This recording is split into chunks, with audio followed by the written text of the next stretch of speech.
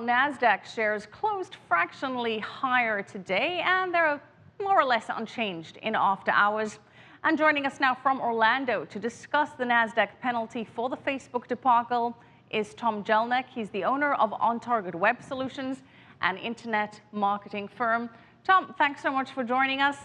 Let's get straight into it. So the Nasdaq has to fork over $10 million in terms of penalty. It's the largest ever for an exchange due to the violations of securities law related to its, quote, poor systems and decision making. Firstly, do you think that this is a fair amount? Many would argue that it's actually a little low considering the Nasdaq's market value is over $5.2 billion. Well, Michelle, if you look at it in terms of what this actual software would cost to create and actually master and have fully functional, I don't think the $10 million is quite enough. So what do you think would be a more equitable amount? Well, it's obviously an unprecedented dollar fine. So, what would that cost? I mean, we're looking at $300 million possible damages to UBS alone. So I'm not so certain that this actually fits the crime. Let's focus on what exactly the crime is. What are the SEC charges? Well, certainly, they're saying there were software glitches, right? So Nasdaq saying, hey, oops, we had some software problems. But, what the SEC is saying here is, look, this is about a function, this is about a system that was not in place and not functioning properly. So, that's a huge concern to Nasdaq, and to any other ISP that could come along down the road. It is indeed a big concern for Nasdaq and for future IPOs. So what kind of impact do you think that this may have? Well, I certainly think that today was probably a good stepping stone to kind of get this out in the public, and certainly for Nasdaq to accept the $10 million fine.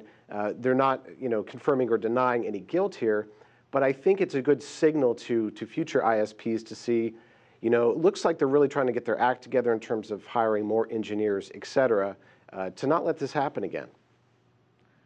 Do you think that this is going to affect Nasdaq business going forward? I mean, the Nasdaq stock is up more than 42% over the year, but the Facebook IPO debacle has clearly hurt the Nasdaq's historic IPO dominance. According to data from Privco, new company filings for IPOs are 3-1, choosing the New York Stock Exchange over the Nasdaq.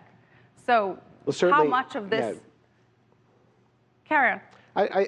I'm sorry. I think, a lot of this, again, is going to come down to how much public relations can Nasdaq do now to kind of reassure the public that everything's under control. We have triplicate systems in place to make certain this type of stuff never happens again.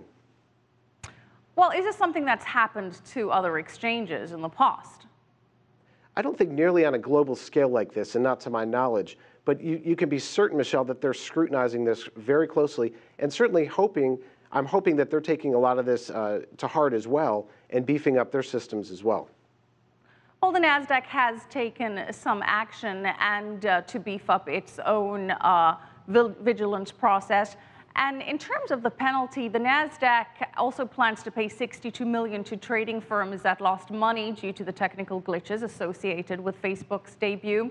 UBS has criticized it, claiming it lost over $300 million due to the glitches, and it has announced plans to sue the Nasdaq as well as Citigroup. So would you say that the Nasdaq Facebook debacle is now over, or will the Nasdaq still have a long way to go and more to pay? I think certainly there's more of this to come down the road, especially with the $300 million debt to UBS. I mean, they're not going to let that go away, and I'm fairly confident they're going to keep fighting that. So, unfortunately, this could keep this in the limelight. Well, Facebook's IPO was one of the most hyped and talked about public offerings. How much of the fact that the share has really failed to impress? The share is down over 38% since the IPO, down almost 19% over the year. How much of the poor stock performance is due to the messed up IPO, if at all? Well, that's a great question, Michelle. Kind of hard to say, but you've got to look at the history back here, and just a bizarre occurrence on the opening day of this with even a 30-minute delay and then losing 30,000 different orders or getting those delayed. So, one can only speculate that, God, was this doomed from the beginning?